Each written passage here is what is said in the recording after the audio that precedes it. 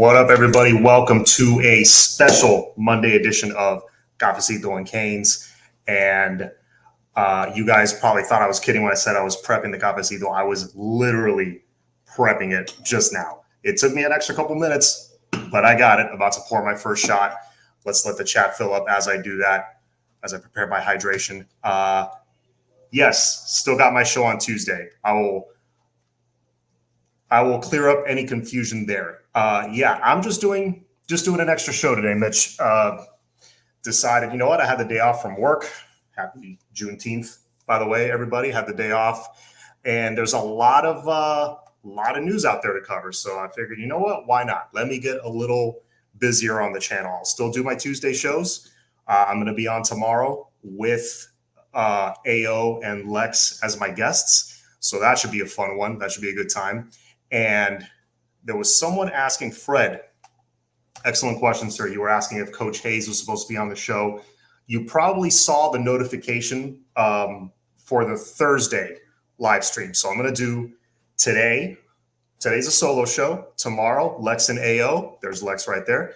And Thursday, I'm scheduled to have the man, the myth, the legend, Coach Hayes on my show.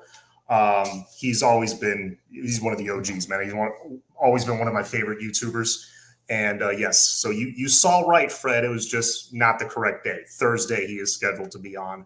Barring anything unforeseen coming up, he should be on, and that should be a fun one. I can't wait for that one because I've followed his page for a while. He's one of the originals. I would say the main reason I got on YouTube myself was watching Mark Rogers all those years. And I thought, man, it would be cool to just do something of the Canes. Little did I know a lot of other people thought of that as well. But hey, there's enough for all of us to eat. So let's see. Let me pour my first shot. And yes, a lot of Jaden Rashada news. We'll get to that in a second. Birdstone, what's going on? Please hit the like button. Cheers. Ooh. Getting the sugar and everything right, it's an art. The nose came out perfect. Thanks. Oh, no worries, Lex. It was fun, man. It was fun doing that show with AO. But anyway, guys, yeah, let's get to it. A lot of recruiting news to get to. So there was some visits over the weekend, but what's coming up this weekend, the weekend of the 25th, which is the Legends Camp, the list of guys that is coming to campus this weekend or during the week and into this weekend, but they're mainly coming for the camp, is absolutely absurd. I have the list right here. You got at least 15 players listed as of right now. You're probably going to have a lot more as far as like guys that have star ratings, and you're going to have blue chip guys, which in my opinion, I think the definition of blue chip is 4 or 5 star. I think that's kind of the accepted definition. To me, it's like a top 100 recruit, but I think to the recruiting world, it's 4 and 5 star guys. There's about 13 of those if you include the offensive linemen that are visiting right now during the week. So you got the likes of Ray, who, we know decommitted from Clemson the other day. You got Jalen Braxton. You got Malik Bryant, Monroe Freeling, Nicholas Harbor. Well, Nicholas Harbor, actually, I just heard or read on Cane Sport. I think Gary Furman posted it a couple hours ago that he's canceling his his visit to Miami for Legends Camp. So it could be because of a track thing. I don't know. But Nicholas Harbor, that was the one bit of bad news, I guess, that he is no longer coming, at least for that weekend. So you got Samson Akun, gonna butcher it, Samson Akunlola, who's not just 5-star, he's a top 20 recruit. You got Jonel Aguero, 5-star, Jaden Rashada, of course. I'll get to that in a second. Monroe Freeling, Jackson Howard. I mean, the list goes on of just absolute studs who are visiting this weekend. And just to put this into perspective, guys, you've got, let's see, 1, 2, 3, 4, 5, 6.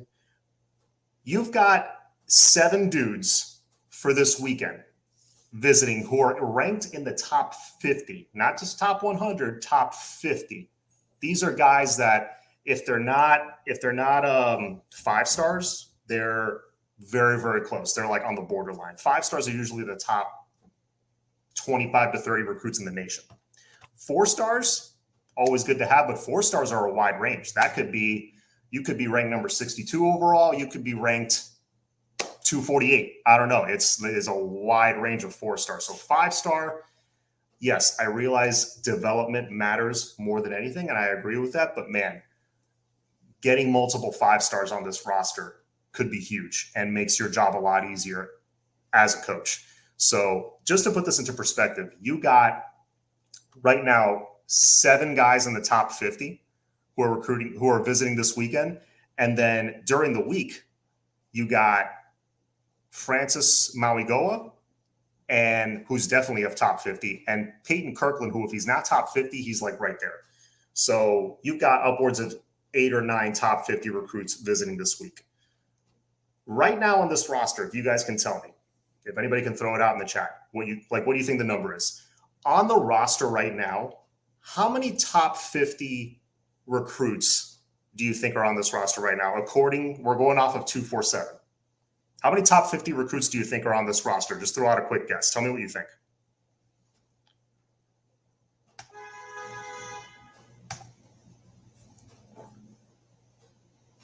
Anybody take a guess? The answer might surprise you. The answer is actually 4. There are 4 players on this entire roster that are top 50. Who are those guys? Here we go. A little delayed. Probably my internet. 4, nailed it, Mitch. 2, 3, maybe 2. You guys are on the right track. It's actually 4. James, Avante, Leonard Taylor, and Jake Garcia. Those are your 4 top 50 guys. Yes, Mitchell, you nailed it. 4 top 50 guys on the roster right now. You have 8 or 9 visiting this week. 8 or 9 possible Miami recruits who are in the top 50 right now. Some of them are like top 20, top 10. Cormani McClain, I don't think I even mentioned him. Cormani McClain is, in my opinion, if not the best player in the country, his ranking's pretty accurate. He's like number 2 or number 3 overall in the country. That dude's a game changer. But Fred, I saw your comment. Let me get to it. Why do we hit the wall with recruiting when everyone, when everyone all these recruits raving about Miami? It seems like we've hit a wall because so far the guys we've gotten, and I'll go into a little bit of the guys that we've gotten so far. I think a couple of them are criminally underrated. But some of the guys we've gotten, guys like, Bobby Washington, high ceiling, but needs to put a little more tape out there. He's good size, though, 6'3", 200 plus pounds. That's a dude that if he hits his potential, he could be a star at Miami. You got Robbie Washington, 4-star guy, his brother. Wide receiver / athlete because he returns kicks and does all those things. That's a guy that's got elite speed. He's an explosive player. I think he could be a top-tier slot receiver for Miami, maybe even an outside guy. Who knows? But I picture him as a slot receiver / kick returner. He could be a big-time playmaker. Then you got Tinalau, who's a 3-star, but remember, he played most of his career in Australia, right? Australia. He played most of his career there. He's going to play his senior year here locally at LaSalle in Miami. And of course, a guy that did not play most of his career here in the States, you're not going to know too much about him. But the dude, freakish size, he's 6'5", 300 pounds. He's already got the ideal size of an interior lineman that you want. So he's a freak. And then you got, who else do you have? You got Antonio Tripp, who I could have sworn was a 4-star when he committed. Now he's a 3, but whatever. He's a big dude, 6'3", 6'4", 300 pounds. Then you got the tight ends that we just got. You got guys like, hey, Rasta, what's going on, man? Perfect timing. We're talking recruiting. And then the two guys that you just got, the two tight ends, Reed Mikeska, and then you got Jackson Carver. What do those two guys, I mean, the whole class really, but especially those two guys have in common? Aside from, yes, they're more old school blocking tight ends, very physical, very smart. Jackson Carver was being pursued by Ivy League schools. You don't get into those by being dumb. You get into those by being very, very intelligent. And I believe it was all the great coaches say this, but I believe it was Bill Belichick that said the smartest team usually wins. But what else do they have in common? 6'5", 6'6", 6'7". A lot of these guys are huge. Mario Cristobal has a specific goal with the guys that he's bringing in. He already has a picture in his head. He has a philosophy of guys that have to fit that philosophy, that big physical style of football up front. We need blocking on the perimeter. Will Mallory, love him. Good tight end, great receiving tight end, in my opinion. I think he's going to, if he has a solid year, he could go top 3 rounds in the draft. He's got the body to do it. He's got the skill set. Doesn't have the blocking ability, in my opinion. All right. Doesn't have the blocking ability. You got Arroyo, who blocks his ass off. Mammarelli, blocking is his strength, but we're trying to add more of those. Jaleel Skinner, not much of a blocker. He's more of a guy you flex out as a big receiver, as a red zone threat. So you need guys on that perimeter that can block. Maybe that can play that H-back position. So Mario has a very specific aim with the guys he's recruiting. Don't pay too much attention right now to the star ratings. The big recruits are coming. Do not worry. Okay? The big recruits are coming. And I'm seeing Kane. Emory Williams just committed per Gabby. And I just got the message now. I love when this happens when we're live. Yep, Emory just committed, ladies and gentlemen. You heard it here first. Or you heard it on Twitter, or I don't know where you heard, but it happened just now, minutes ago. Emory Williams, quarterback from Milton, Florida, just committed to the University of Miami. That's huge, man. I'm happy about that. I'm very happy about that. I know our boy Max is super happy about that. He is an Emory guy. I know Flo's happy about that. We'll definitely talk about that tonight. But man, that's huge. We got our quarterback, and it's a dude I'm happy about. I know he's, you know what? First of all, that deserves another shot. Cheers. That's massive, dude. I know he's an underrated guy, 3-star dude, but let's not forget Elite 11 finals. He's got great size, very polished passer. He's got all the mechanics in place, really. All he's got to improve on a little bit, and maybe like the strength and conditioning and putting on a little bit of weight, but that's it. In my opinion, he's turnkey, man. He's ready to go as a passer. That's huge. That is huge. And you know what? We may not be done at that position, because a young man by the name of Jaden Rashada, 4 borderline 5-star quarterback, is literally on his way to visit right now, per the writers posting on Twitter, because that's what I've been reading, right? That he's like literally on his way in for a visit, that he should be here like tomorrow. And that tells you something. Like, I don't know. You guys tell me, what does that tell you? That literally an hour or two ago, we hear that Jaden Rashada, it's pretty much confirmed that he's coming for a visit, and Emory Williams just commits.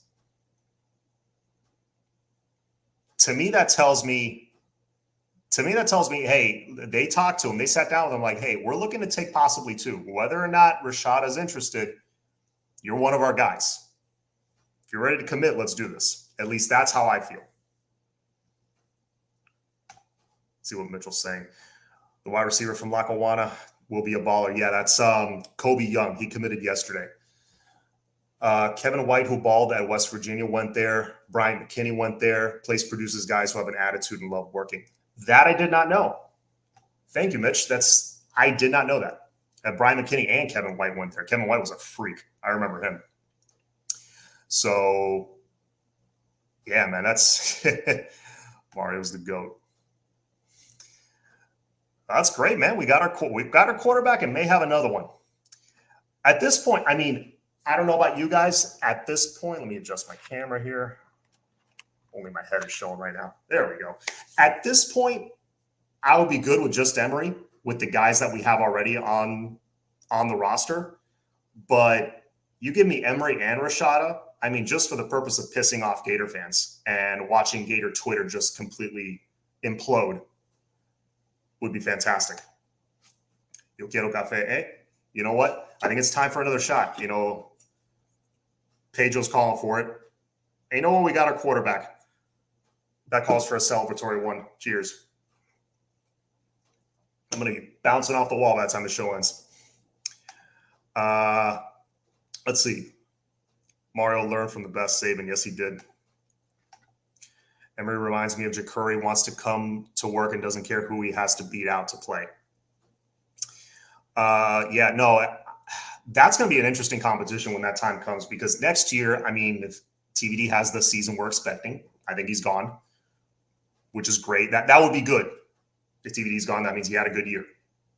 And then you got Jake Garcia coming after him. He's probably next in line.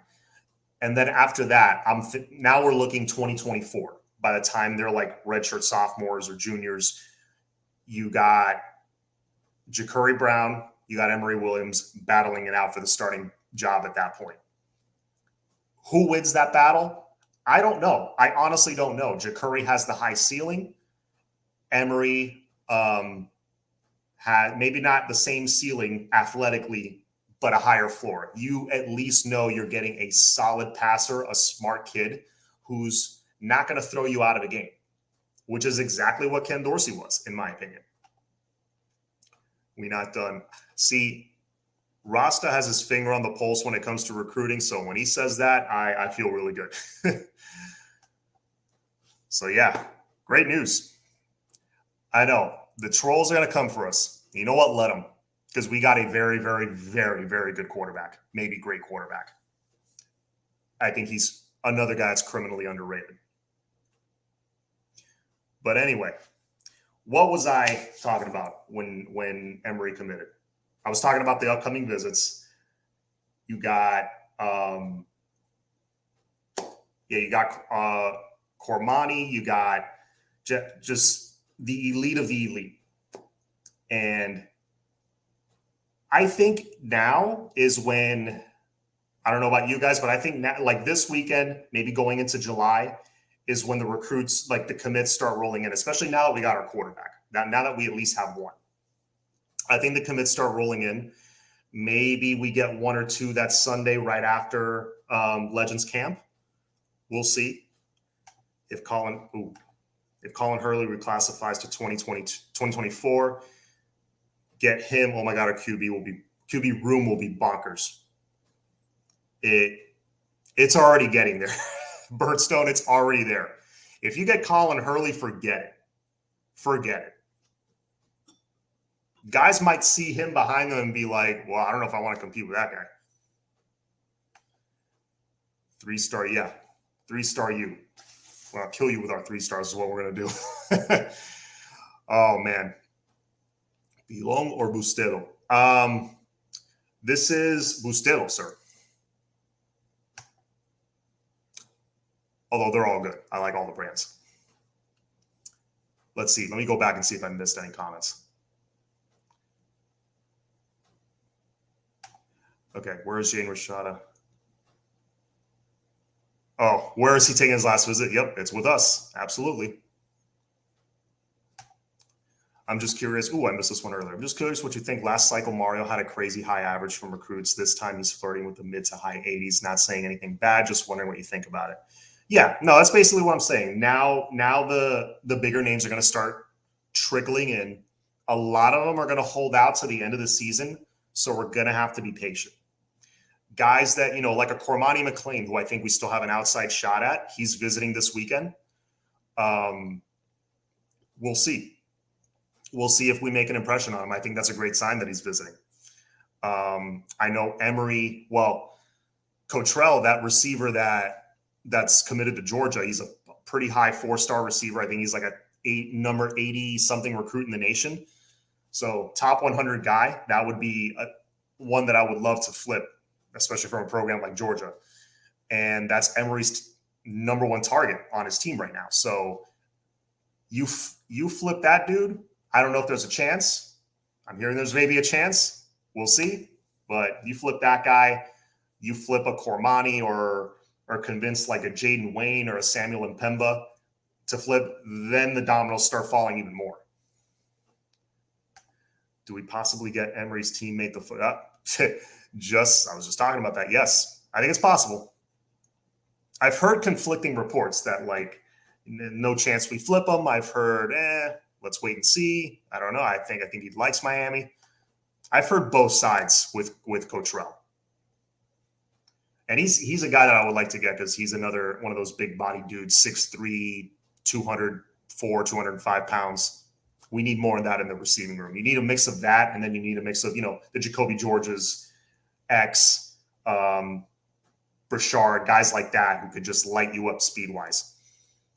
John, can you explain to me how reclassifying works in terms of recruiting? Do kids have to send the paperwork to do, or is it right away? I'm not sure how that works. Maybe Emory teammate, eh? See, I told you. I've heard no chance he flips, and then I've heard we have a chance. That comment leads me to believe we have a chance. But then again, I mean, there's so many talented receivers to go around. I'll be happy with whatever 4 or 5 guys we get.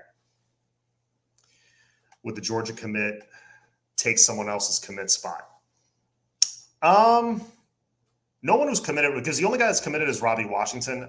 Outside of like Brandon Innes unexpectedly wanting in. Maybe in that scenario, I could see that happening. But no, I think they make room for him. I think you could take up to 5. John, can you read my last comment about Emory? Yeah, I'll go back to it in a second. I'm not sure how the reclassifying works, to be honest with you. I know guys have done it. I know Mark Walton did it. He was supposed to be class of 2015 in high school, but by 2015, he was already on the team. So he graduated 2014. If I'm not mistaken. No. He was supposed to graduate 2016. Do you see any high chance with a 5-star? Here are the 5 stars that I think we have a very realistic shot at, that we're like in the top 3, in my opinion. Jaden Wayne, I think we have a very, very good shot at. I think we're in a good spot for him. It's going to be a battle, as it is for any 5-star, but I think we got a good shot at him. Jaden Rashada, who, depending on where you look, he's a very, very high 4 or 5-star recruit. He's like a top 5 QB. You got Mpemba, I think, is another borderline 4 or 5-star. Who else? Hicks is another guy, defensive line that we're very much in the mix for him. Those are the guys that come to mind immediately. And then, of course, Maui Goa, who's got a connection to the coaching staff. You've got and then you've got a bunch of really high 4s like Monroe Freeling, who's rated so high, who I love where we're at with Monroe Freeling. I think 1 or 2 more visits and that dude's in. Like, I feel really good about him. I don't know. That's just my gut, honestly. Nothing beyond that. I think he just fits a Mario Cristobal offensive line perfectly.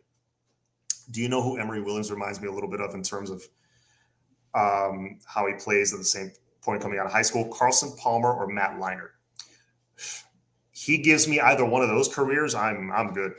Carson Palmer, of course, both won a Heisman, if I'm not mistaken. Wait, no. Carson Palmer won a Heisman.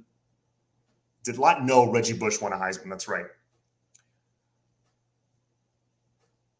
Let's see. Also Brown and Ennis. Yeah. Oh, Jaylen Brown. How can I forget him? But that's another dude that's like, he was going to be the number 1 receiver in this class. Him and Brandon Ennis were like 1 and 2, but he slid a little bit. Now he's like number 6. I'm like, what's happening there? What's happening there, guys? Jaylen Brown, to me, is a 5-star. And then, of course, Ruben Bain, who the only thing I think holding him back is size, because he's like a 6'2", 250 guy. He's more built like an outside linebacker. But that dude's just different as a pass rusher. Malik Bryant. That's right. Yes, that linebacker Aguirre, or however they pronounce it. That's right. I forgot about Bryant. That's true.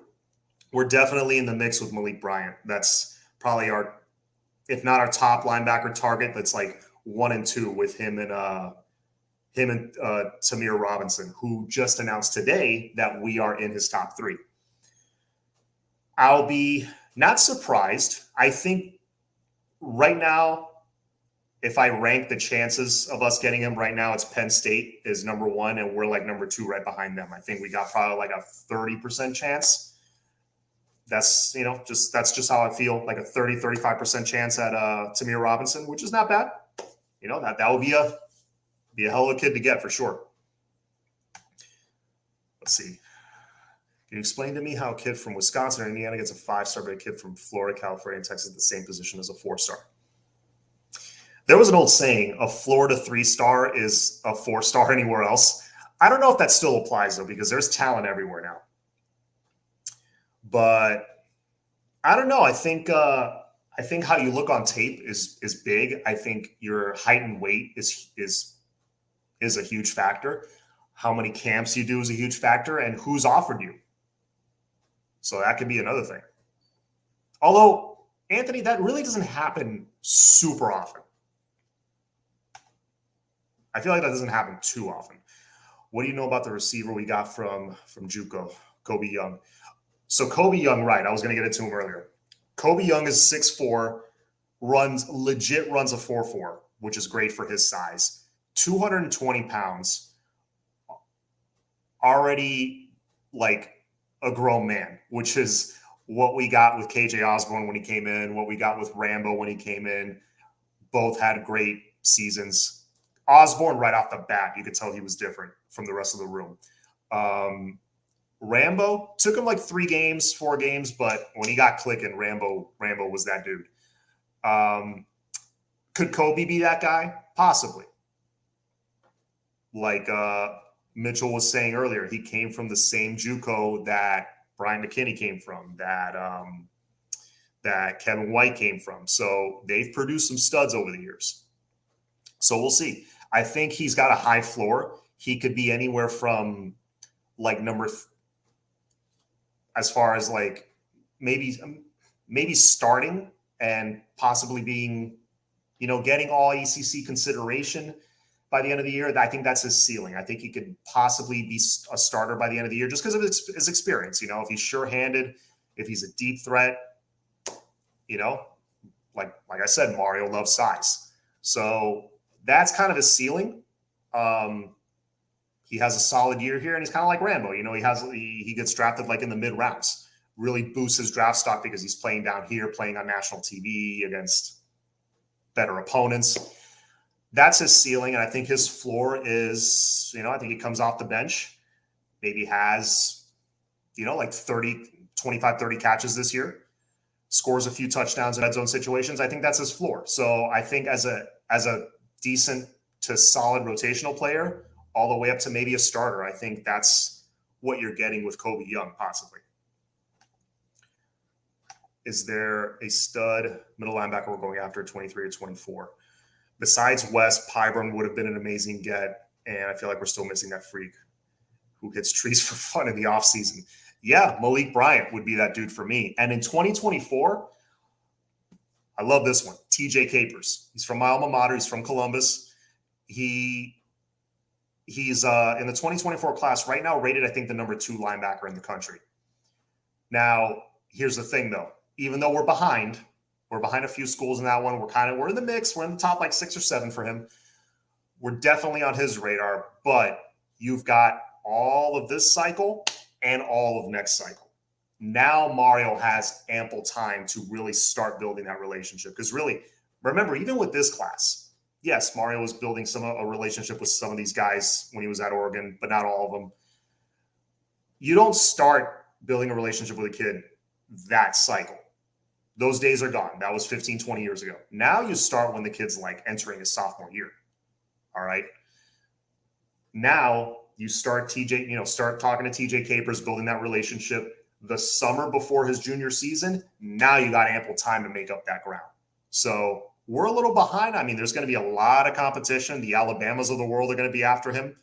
They are after him. However, Mario's a guy with that much time to make up ground. Mario's a guy I would put my money on. But yeah, Pyborn would have been great. He would have been perfect. But you got Wes, you got Malik Bryant, and a couple other freak athletes that will land. Remember, Charlie Strong's here. We'll be fine. We'll be fine in that regard. Who are the defensive tackle that we're in it for? David Hicks would be the number one.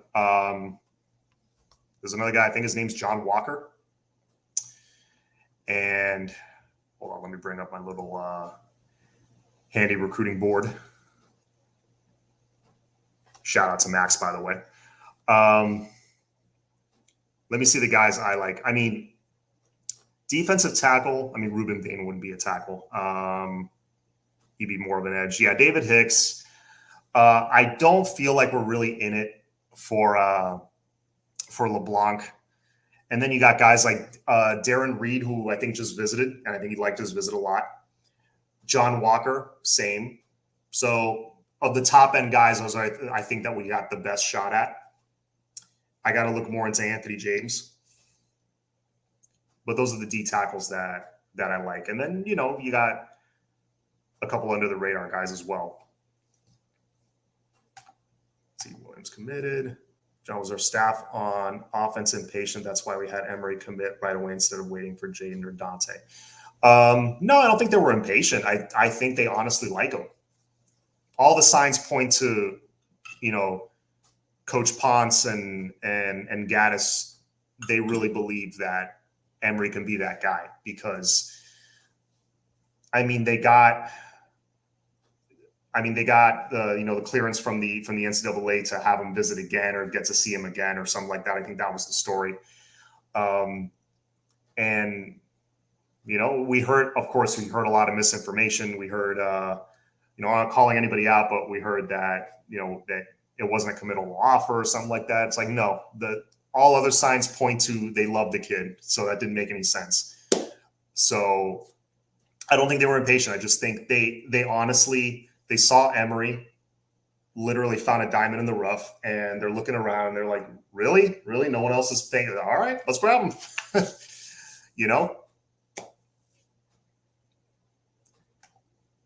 Let's see, since we already have a quarterback for 23, are we looking for a quarterback? 23 column doesn't reclassify. Who are you looking at quarterback? One kid, to go back to Columbus, one kid that I love is Adrian Jose, who's the quarterback there now. He just transferred over there. I think he recently took a visit to Oklahoma because I saw him in the Oklahoma gear and everything. So that's a dude that he's got great size, good arm. That's a dude I'm already thinking 2024 that's on Miami's radar. Let's see.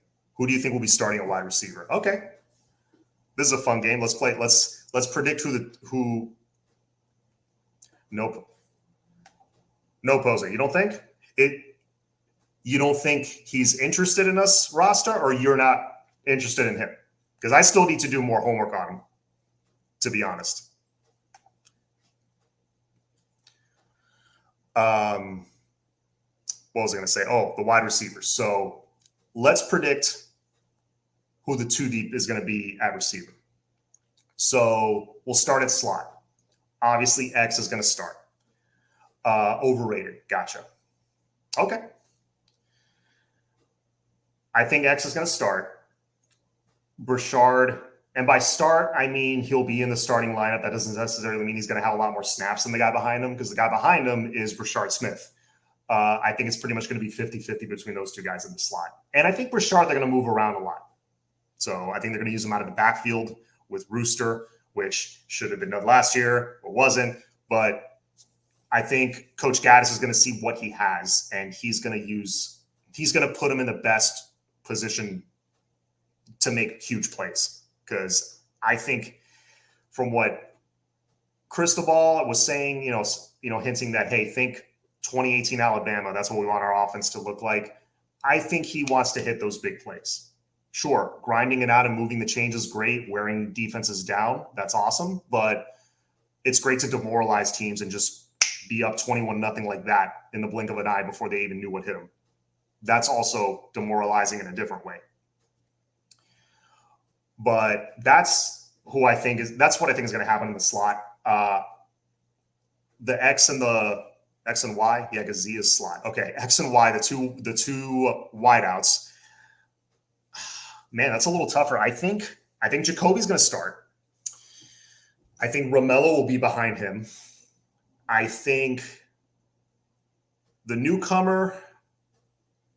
Does Kobe Young start? No. I think Kobe Young right now is going to be third on the depth chart behind Frank Ladson and behind Keyshawn Smith. Right now, that's how I see the depth chart. That's how I see the depth chart being going into the season. Now, by halfway through the season, I think Jacoby and Romello could be the two starters. Kobe Young could sneak past Frank Ladson. Hopefully Frank Ladson proves me wrong. Hopefully he's that guy, that 5-star guy coming out of high school. But that should be a fun position to watch because now you got so many guys. You got Frank Ladson and Kobe Young, who's part of the 2022 class. He's going to be able to play this year. He'll be able to enroll in Summer B, and he'll be able to play this year. Him, Ladson, 6'4", 6'5", whatever height they are, tons of speed. That better light a fire under our wide receivers' butts to see those guys come in. It better, because there's so much talent, like so much to go around. I hope they all get a chance to eat, and catch, make some big plays and catch some touchdowns. It kind of reminds me of that 2008, 2009 period where we had a lot of talent coming in. Now, I'm not talking about how they finished at Miami, but talent coming in. You had guys like LaRon Byrd. You had Travis Benjamin, Devon Johnson, Theron Collier, Aldarius Johnson early in his career. You had Tommy Streeter waiting in the wings. You had a lot of guys to, you had Kendall Tompkins, if you remember him. So you could spread the wealth, So that should be the most fun position group to watch over the next couple of months. There goes Harvard not coming this weekend. Does that mean Miami out of the picture for now? From what I'm hearing, don't quote me on this. Remember, he's very focused on track right now. And I think they're in track season right now. So I don't know if he has like a track meet or something. I don't know. So that could be interfering. I don't know. Don't quote me. I'm not sure. I'm not 100% sure. I kind of, I've read that here and there. But I don't think that means we're out of it for Harbor. We'll find out in the next day or two, I think. If we don't get another running back this cycle, do you redshirt Citizen, Perry, and let the other 4 running backs split reps? Well, first of all, I think 4 guys on the active roster, 4 running backs, I don't think is enough. I think you need at least 5, just in case, because that's one of the positions that gets dinged up the most. And then, do you redshirt Citizen and Perry? I like Perry a lot. That's that walk-on kid that I think he earned a scholarship. That dude's legit. Dude's legit. If a couple guys get hurt and he's got to come in and, move up to like 3rd on the depth chart, I wouldn't be too concerned.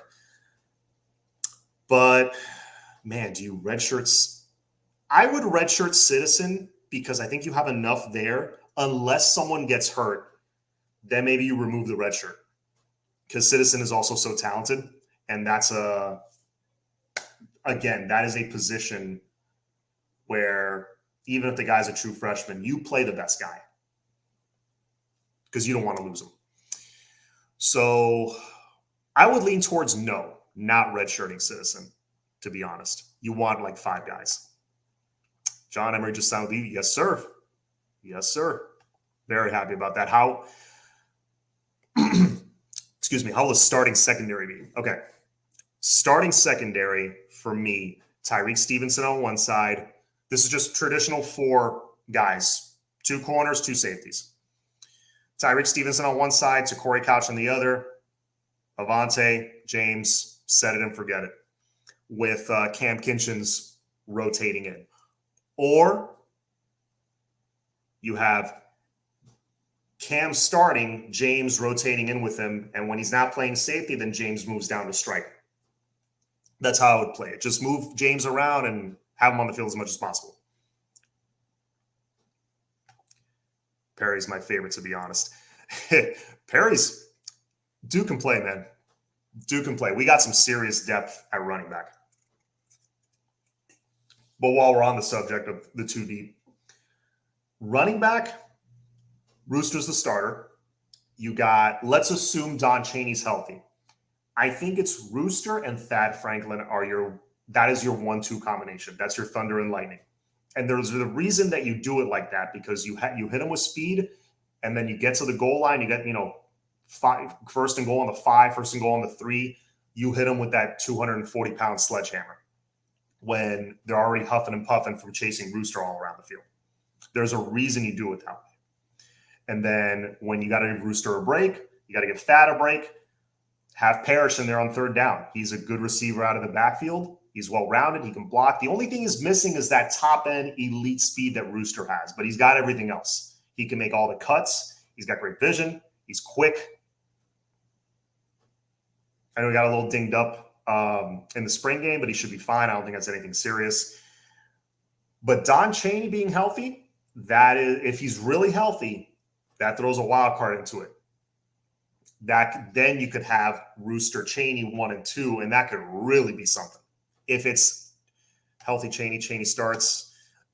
I don't think he starts, but I think he's number 2 behind Rooster. Rooster's done enough to earn that starting job, and he'd really have to mess up, like start fumbling or whatever for him to lose that.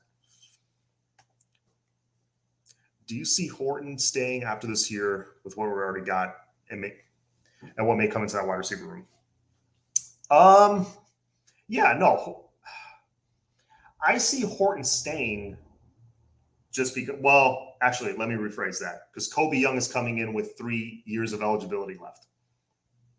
I just thought of that. So I don't know. That's a great question, because Horton's another 6'3" fast guy. Man, I totally forgot about Isaiah Horton. I think Isaiah Horton should redshirt for sure, because he's going to get any playing start. He's, aside from the Bethune-Cookman game and games like that, he's not going to get a ton of playing time. But yeah, Lewis, a healthy Chaney, I still think very highly of him. So we'll see what happens there. John, thoughts on Taylor Aronson from St. Thomas Aquinas and Mayberry from Woodlands, Texas? I think, is Taylor the kid that we interviewed on Kane's Insight a few months back? I'm trying to remember. I know we interviewed somebody. Taylor Aronson. Again, I gotta do more research on the 2024 quarterbacks. The real question is, who gets the first targeting call for us, man? Yeah, Avante might be a good one, because he's looking to go through dudes when he hits them. He tackles guys with complete disregard for his own safety, which I love a guy that plays like that, but then again, I get a little nervous. I hope it's nobody. No, John, it was Mayberry Mateer. That's the guy that we interviewed? Okay. I remember I was on that episode. I was one of the guest hosts. Yeah, good kid. I remember speaking with him. I just couldn't remember who it was. I'll take your word for it. Maybe it was Mayberry. Can't remember. Too many. When you're following recruiting, there's so many names floating around your head. I feel like I forget the name of a person at work that I've known for months. You can only fit so many names in your head. Is that new JUCO kid able to play this year? Yes, he is. He would be eligible to play this year, and I believe he has 3 years of eligibility left. If he redshirts and Ray, Robbie, Andy, and Brown come, I don't think he sees the field. You're talking about Isaiah Horton? Yeah, no. There's gonna be those couple of odd men out that are gonna have to, seek greener pastures elsewhere, because there's just not. You can't have more than like 8 stud receivers, because then, okay, where do you put them? You know, these guys aren't going to want a red shirt for very long. And they know if they go to a UCF or something like that, you know, they're going to ball out. Let's see if he let's see, I already saw that. We just got Emory Williams. Yes, sir. We were talking about that before. Your dream class for defensive back, let me clarify, 4 corners and 2 safeties. 4 corners and 2 safeties. Okay. Yeah, because we got, as far as the starters, I think our talent level and our experience level, we can hang with anybody with the 4 guys that I mentioned, the 2 starting safeties and 2 starting corners. I think we can hang with anybody. But we need depth. I don't think we have depth at those positions yet. Now, that being said, my dream class, this isn't like being super realistic. This is my dream class. 4 corners, Cormani, obviously, best player in the country, arguably. Damari Brown.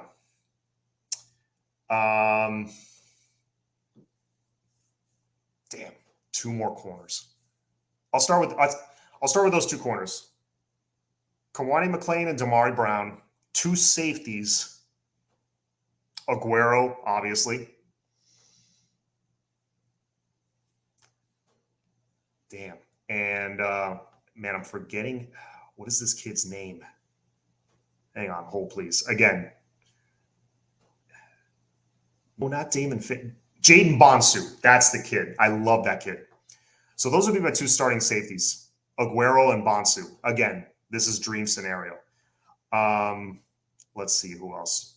Jakeem Jackson. That was the other corner I was trying to think of. And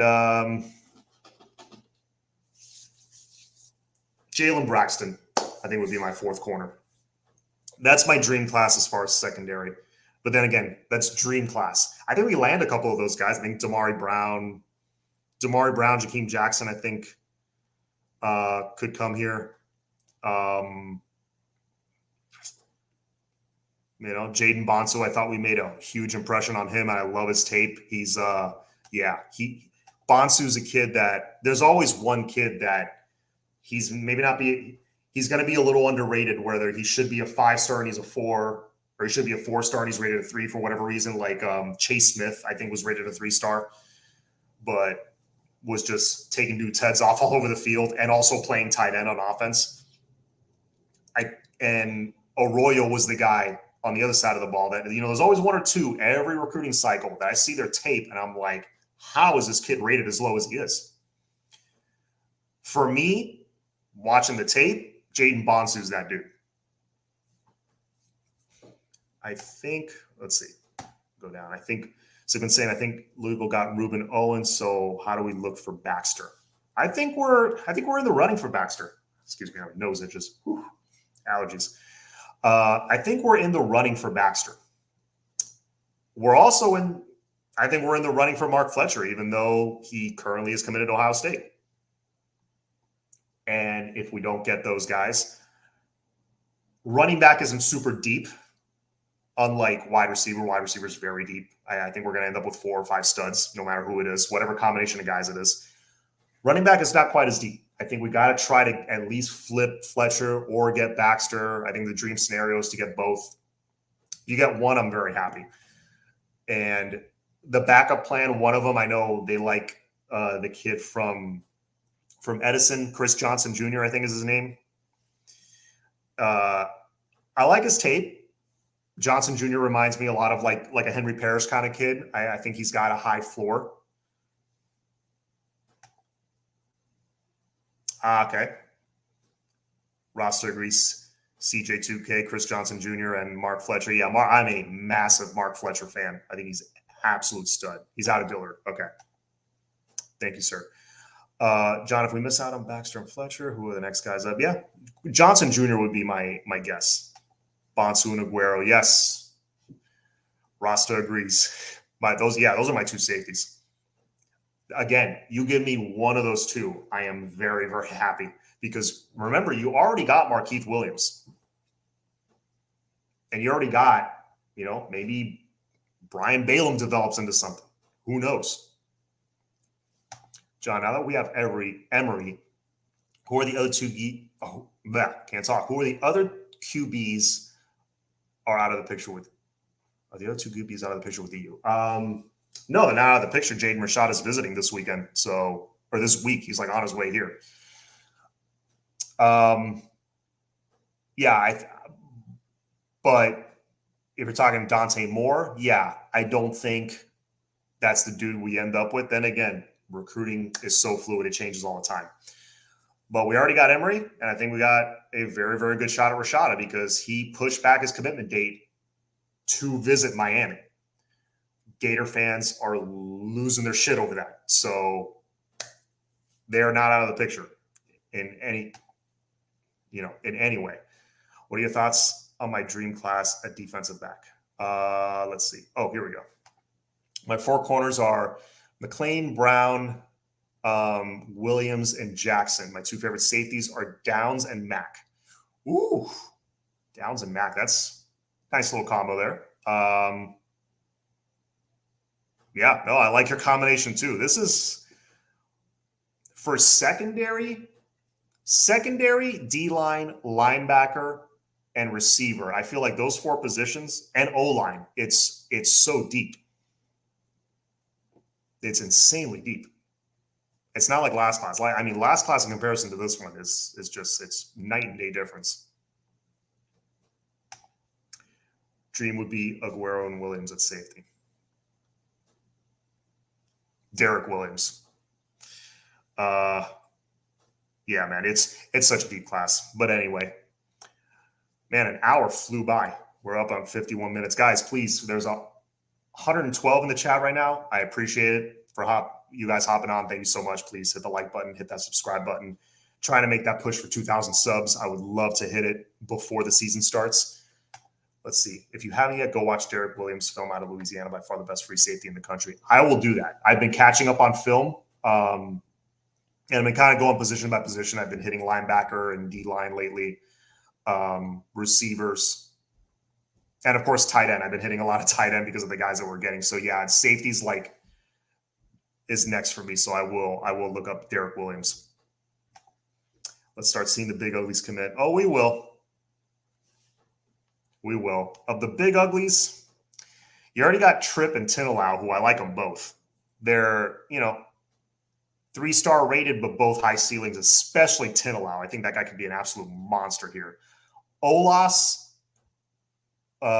is the guy that I'm like, man, I think he's going to – I think Ross, I think you told me he commits like in August or something. He commits a little later. Monroe Freeling is a guy I got a great feeling about. I think a couple of those guys commit like in the next 2-3 months. Why does it seem the past 2 years the tight end position has been very lackluster in terms of high star prospects, specifically 5-star? Oh, at tight end? I don't know.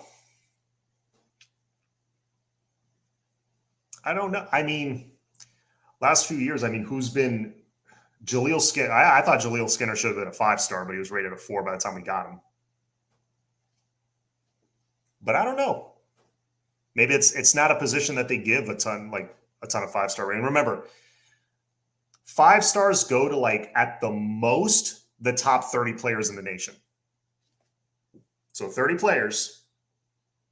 Got a few QBs in there, a couple running backs, a couple of receivers. Already that's half of them. And now you still got defense. So, positions like tight end, kicker, obviously, you're not going to see a 5-star kicker. Center, guard, you're not going to see 5 stars, a ton of 5 stars there. They're going to be like the receivers, the quarterbacks, left tackle, safety, corner, and that's it. 32 5 stars to match 32 first-round picks. Okay. Interesting. I wasn't aware that that's kind of the thinking behind it, but that's good. I think there were last draft, not this past draft, but the draft before, the one where Jalen Phillips was in. I want to say it was either 7 or 10 5-stars in the first round. I think it was 7 5-stars in the first round, which is a big chunk. That's like a quarter, more than a quarter of the draft is 5-star recruits. That's crazy. or of the first round, I mean. I'm not counting the athletes that transferred tight end or they consider that position. Yeah. Again, that's another thing. Those big freak receivers that move to tight end, Kyle Pitts, the rating systems, they're gonna look at guys like that, not so much the inline blocking tight end. Reed McKeska, Jordan Carver, they're those physical, smash mouth. They're gonna set the edge so our running backs can get the first downs around the corner. Those are important guys to have. But it's not sexy, those guys aren't going to get the high 4-star and 5-star ratings usually. Are they important? Yeah. The same way a kicker is important, the same way a long snapper is important, the same way a gunner on special teams is important. All those guys help you win games.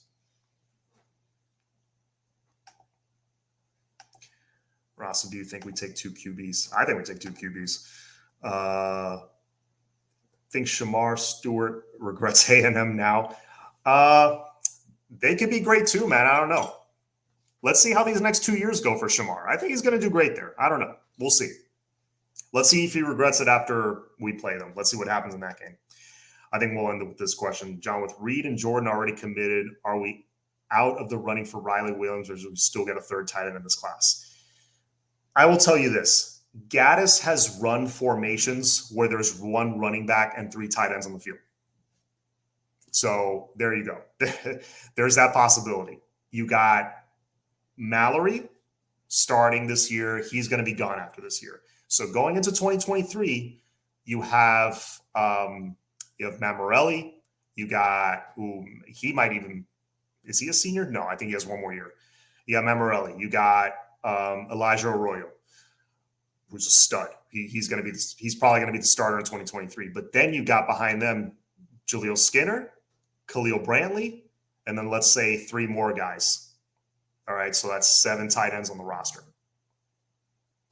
which is about what you had, like 6 to 7 on the roster usually.